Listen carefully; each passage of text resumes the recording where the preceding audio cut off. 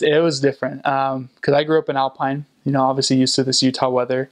And I also went out a fairly large in stature boy. I was about over 300 pounds when I left. And I went there and I remember just landing. And the island, how it is, it's like a boomerang, right? It's literally just a strip of land on the water, 15 feet above sea level.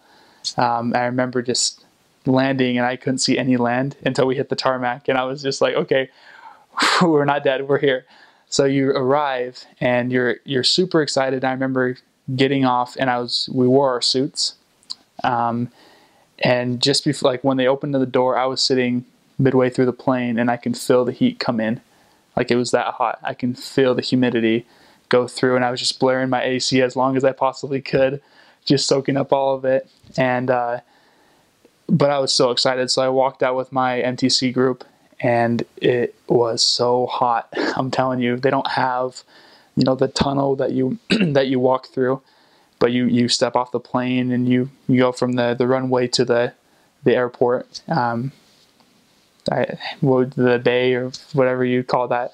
And then the best thing I remember about that first day was we dropped off our suits and we never saw them again for the whole mission. That's what they told us. They said, give us your suits. You're not going to wear them anymore. And I just remember, like loving that because I can be more comfortable doing the work. I could wear short sleeve shirts, just slacks. So that's what happens when you arrive. And then you go through, basic orientation, know who your trainers are.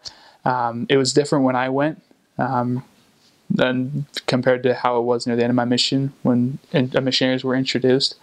Because now, I guess, from what I understand, they sleep over. They have been sleeping over like a night or two before they went to their areas.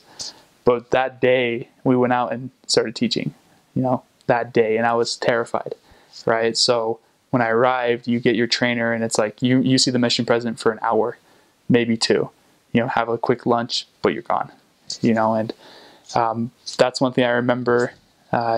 One instance in particular that I remember was our first day, and this is kind of going into a little bit of culture. So, future missionaries out there, you'll have some culture shock. But we went, and I didn't know any Marshallese. My trainer tried to get me to write down my testimony to share that, and I did. But I was still scared, and we were in a lesson, and they don't have furniture, so you sit on the floor for the most part. We were sitting there and teaching, and I was hot and uncomfortable, and I couldn't understand anything anyone was saying. And I just remember, just sitting there just trying to count. And it sounds bad, but I was like wondering how long this is going to take, so we can go and I can lay down and get some rest because I was exhausted, And I just remember we were in the lesson and all of a sudden a kid just starts crying, comes in, just probably 2-3 years old, just screaming, interrupts the lesson. And all of a sudden, the mom just breastfeeds the child right there, and that's how they are in their culture. There's no privacy or anything like that. And that was a huge culture shock for me. That was something I was not used to. But I could understand, it was good for me to experience someone else's culture like that. And so I just remember that, and it was bizarre. I will be completely honest. And there's going to be bizarre moments for future missionaries like that. But I loved it. It was a great experience to be able to see their culture in that small sense, and then throughout my whole mission.